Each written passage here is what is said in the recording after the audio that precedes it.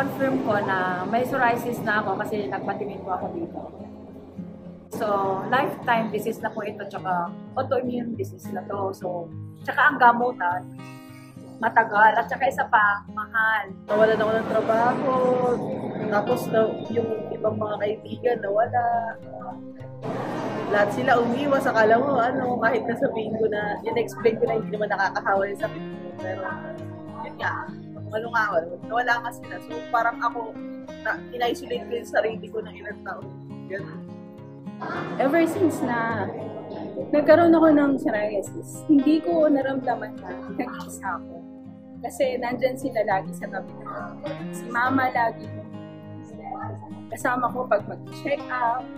And then, siya yung laging nasa tabi ko kapag siya yung naglalagay ng lumot sa likod ko. Kasi nga hindi ko abot yung mga lesions ko.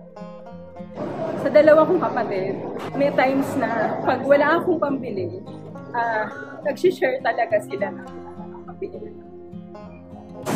Decades or love na isang malaking pamilya. Hindi kami magkakapalito nakamalaki. Bilang nanay ng isang psoriasis patient, mas tumawak yung knowledge ko about psoriasis. Naiintindihan ko kung ano yung mga nararamdaman. Kapag hindi maganda yung pakiramdam ng anak ko. Nakita ko ang sarili ko na lahat kami pare-pareho. Kasi nakita kami, lahat kami sa balat, lahat kami hindi ganyan. Feeling namin naka-makeup kami ng Mary Kwan. Kaya enjoy ako ang saya-saya namin at magkakasama kami.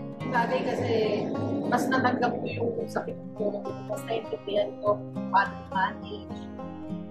Nagkaroon ako ng kapalit ng mga kaibigan na nawala nung nagkaroon ako sa sakit. At na-experience ko sa psoriasis na ipupwede ko sa kanila, hindi ko naramdaman na parang alone ako kasi lahat kami may psoriasis.